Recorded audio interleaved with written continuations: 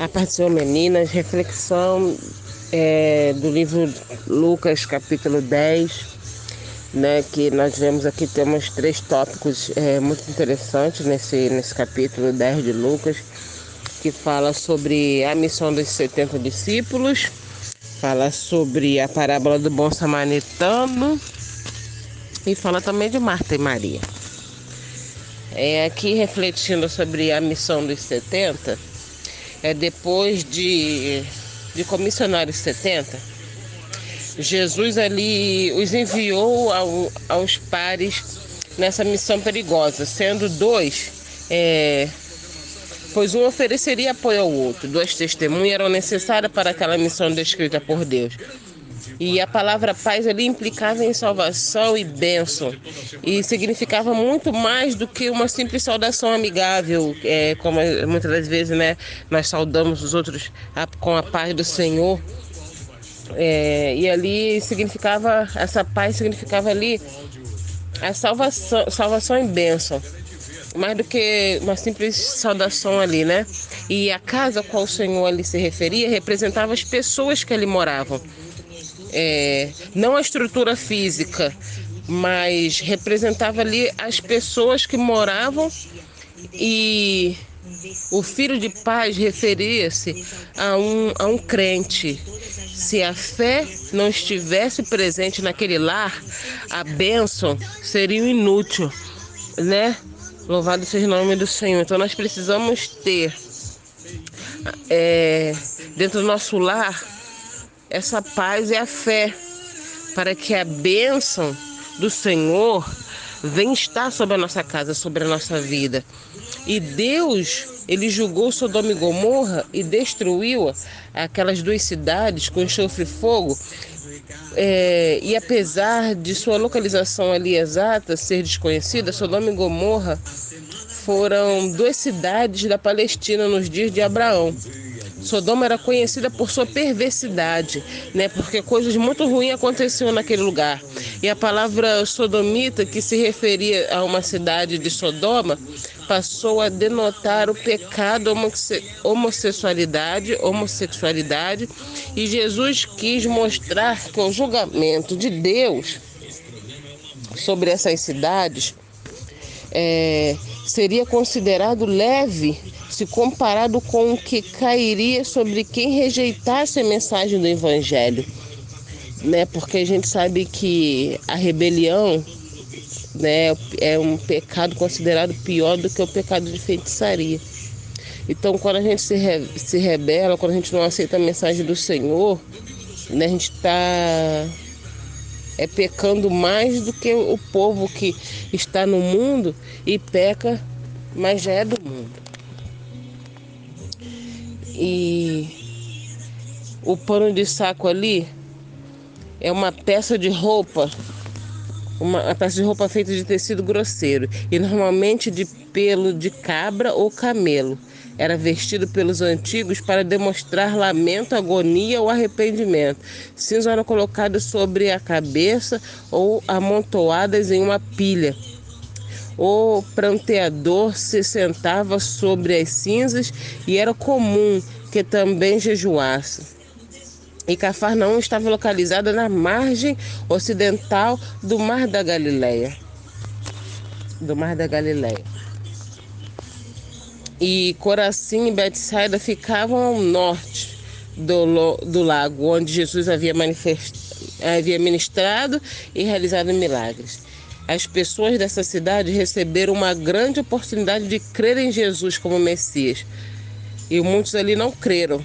E o fato de terem rejeitado as levaria a um juízo ainda maior do que Deus havia dispensado às cidades pecaminosas e pagãs de Tiro e Sidom.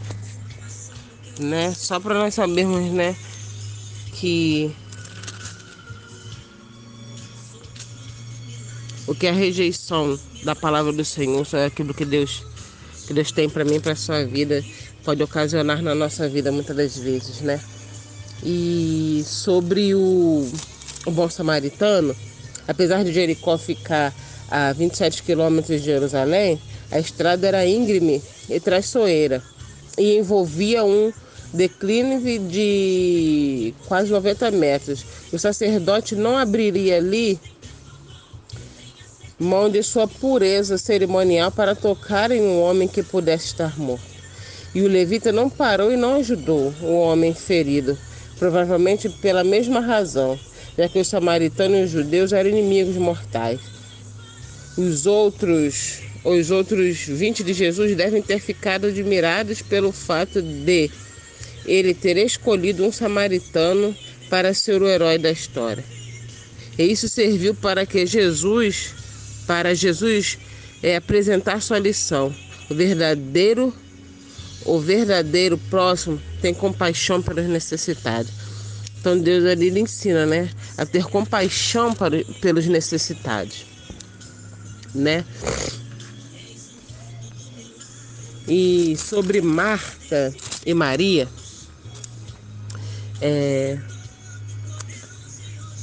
Marta e Maria ali aparecem entre as duas mulheres da era cristã que perseguiram uma educação teológica aos pés de Jesus. E Lucas registra cuidadosamente que Maria sentava-se aos pés de Jesus e ouvia suas palavras, em uma época em que era absolutamente incomum uma mulher ser ensinada, principalmente por um mestre respeitado. Quando Maria foi criticada, o próprio Jesus elogiou por ter escolhido a boa parte, que foi ouvir, aprender. E uma mulher não precisava matricular-se em um instituto ou seminário bíblico para se assentar aos pés de Jesus e ouvir suas palavras.